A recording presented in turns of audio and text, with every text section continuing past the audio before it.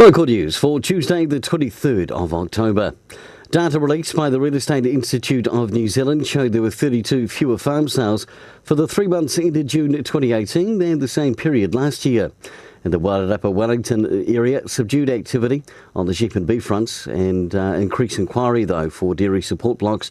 Reports of some larger quality sheep and beef properties being sold to forestry interests.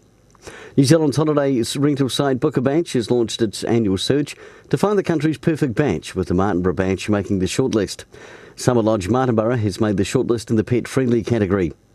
A week of forecast rain will come as a welcome relief as the region dries out early this spring. At least 7 days of rain are forecast from this coming Thursday.